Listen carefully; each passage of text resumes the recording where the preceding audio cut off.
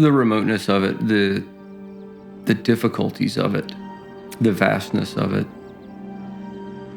Not just anybody can do this, especially here. Flying, I love the flying aspect of it. The logistics, and I actually enjoy how difficult it is. It makes it interesting. And I chose this spot just because it's away from people. And I think that's the biggest draw to the area is the lack of people. You know, the only people you'll see in a day of fishing are the people you ate breakfast with.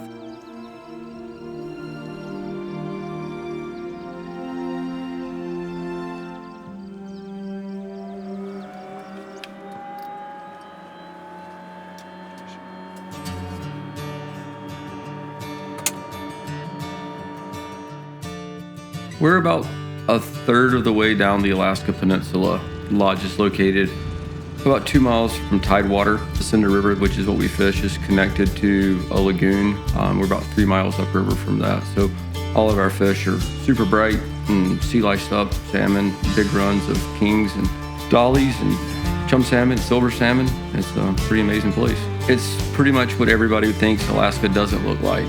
Tundra as far as the eye can see. The closest tree is 100 miles north of here. 4 visible volcanoes, one really right in our backyard that when it went off caused a lot of the landscape here. There's a lot of cinder sand, makes the rivers really easy, wadable.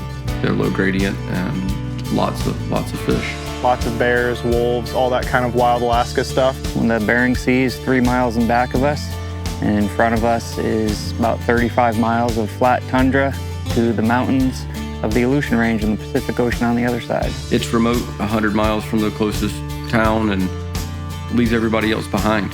The last frontier. I mean, there's nothing else in the lower 48 that's undeveloped. Spent a lot of time out in the wilderness in the lower 48, but it doesn't come close to this in terms of the wildlife and in terms of how healthy the rivers are and how you can spend a whole day out here and just know that not only will you not see people, but you won't see sign of people. There's no roads, there's no debris or trash or old settlements or anything. I mean, it's just wilderness as far as you can see. Every client we've had has always said it's so nice being able to fish a river that is ours. Like nobody else is up here, it's just us.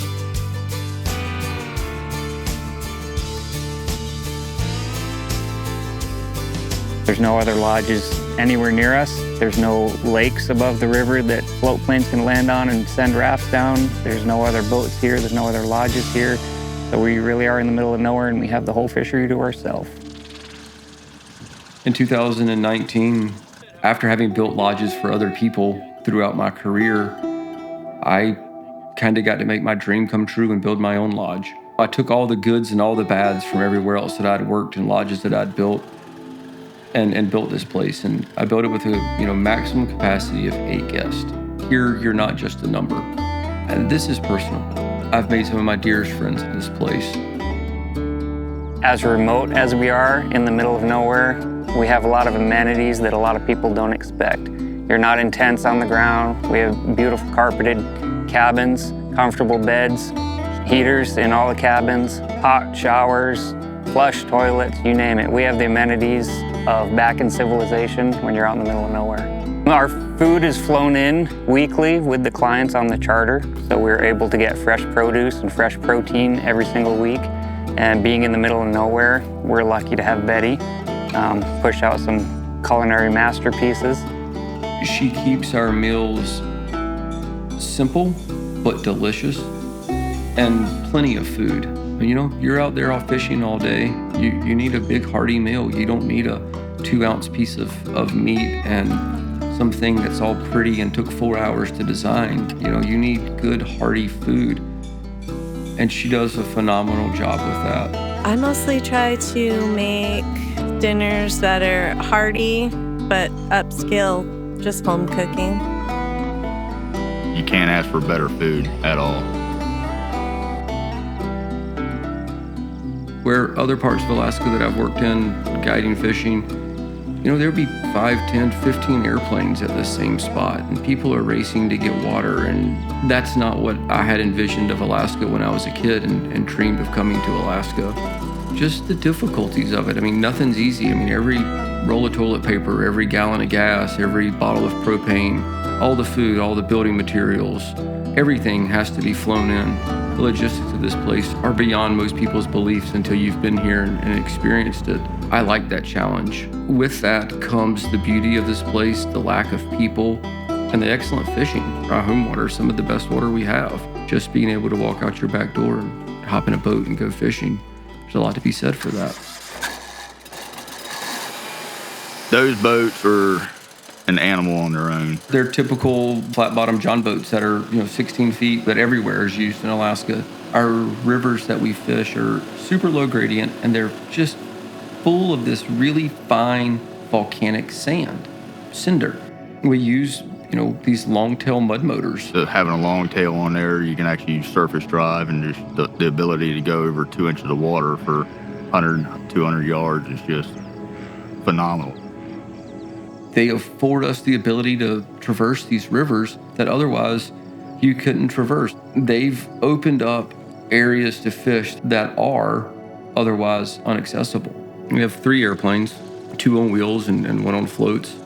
It provides us diversity of things, different times of year, places to go, just not seeing the same water every day. It just affords us the opportunity to fly around and let guests see Alaska from a different perspective. We have a really cool fly-out destination that's about 15 miles east of the lodge, up in the mountains. You're way up on the shoulder of Aniakchak volcano, which is an unbelievable place in its own right, and it's a rushing, perfectly clear, spring-fed stream. It's kind of what I'd seen of Alaska in videos and like Planet Earth before I got here, and it's an amazing place. You get to see the whole life cycle of the salmon there. This whole area of Alaska, the lifeblood of this place is our salmon. And if you take a few minutes and look around you, and you can piece all of that together yourself. It's not something that somebody needs to tell you. You can see what the salmon have created and the life that they create and sustain. We're fishing behind spawning sockeyes up there. Dollies right mixed in with the sockeye, so you're just fishing right through these pods of salmon and catching these bright silver dollies. Some of them are really big. A lot of places have 8 and 10, 12-inch dollies, and our average dolly's 18 to 20 inches, and catching a 25 or 26-inch dolly is not unheard of.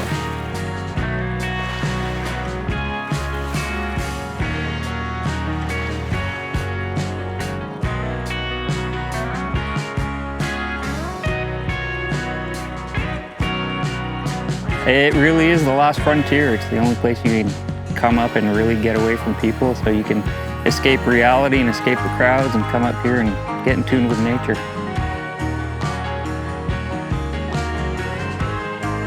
Super fat, nice and healthy, been eating eggs all of their life there. You're kind of searching for gems here. For every 5 or 6 dollies you catch, you hook into a really nice trout.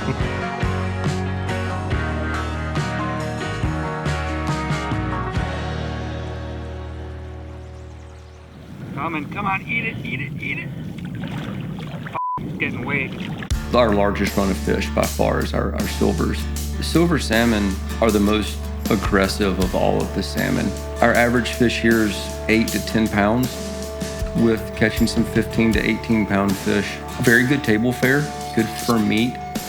They're fresh, ocean bright, sea liced up, right out of the ocean, and if it's pink, they're going to eat it. They're tuggers. When you get hooked up on a silver, it's just out of control. Like to jump, very aerial fish. They dance on the water like a tarpon. They'll pull on you. They never give up. They just keep going.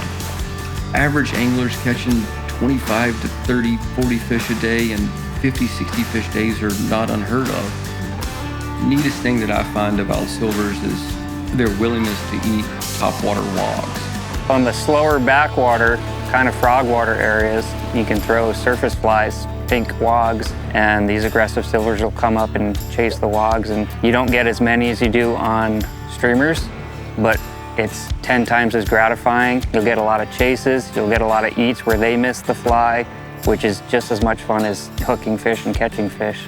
Visually, it's super fun.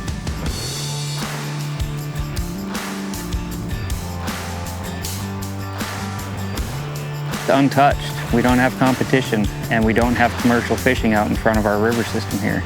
Our silver salmon run is off the charts, as many as you want to catch. and there's no one else here competing for them.